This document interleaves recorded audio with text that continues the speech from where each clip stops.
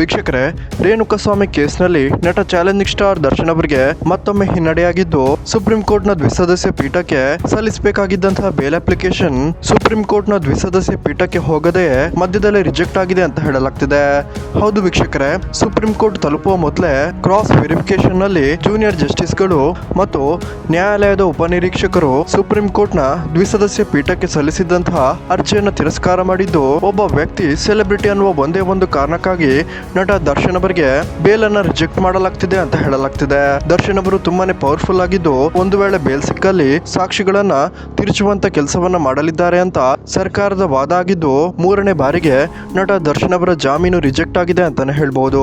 So ವೀಕ್ಷಕರೇ, ಮೂರನೇ ಬಾರಿಗೆ ನಟ ದರ್ಶನ್ ಅವರ ಜಾಮೀನು ಅರ್ಜಿ ರಿಜೆಕ್ಟ್ ಆಗಿದ್ದು, ನಟ ದರ್ಶನ್ ಅವರಿಗೆ ಜಾಮೀನು ಸಿಗೋದಿಕ್ಕೆ ಇರುವಂತಹ ಕಟ್ಟಕಡೆಯ ಮಾರ್ಗ ಏನಪ್ಪಾ ಅಂದ್ರೆ ಅದು ಸಾವಿರಾರು ಸಂಖ್ಯೆಯಲ್ಲಿ ಪಿಟಿಷನ್ ಅನ್ನು ಸಲ್ಲಿಸೋದಾಗಿದೆ.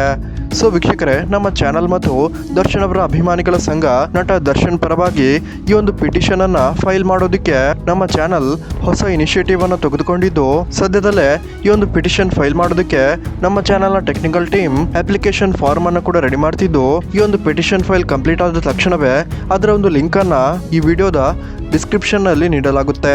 ಸೊ ಆದಷ್ಟು ಈ ವಿಡಿಯೋವನ್ನು ಶೇರ್ ಮಾಡಿ ಮತ್ತು ಚಾನಲ್ ಅನ್ನು ಸಬ್ಸ್ಕ್ರೈಬ್ ಮಾಡ್ಕೊಳ್ಳಿ. ಹಾಗೇನೆ ಬೆಲ್ ಐಕನ್ ಅನ್ನು ಕ್ಲಿಕ್ ಮಾಡೋದನ್ನ ಮರಿಬೇಡಿ. ಮತ್ತು ವೀಕ್ಷಕರೇ, ನೀವು ಸಹ ನಟ ದರ್ಶನ್ ಅವರ ಫ್ಯಾನ್ ಆಗಿದ್ದಲ್ಲಿ ದಯವಿಟ್ಟು ಈ ವಿಡಿಯೋಗೊಂದು ಲೈಕ್ ಮಾಡೋದನ್ನ ಮರಿಬೇಡಿ.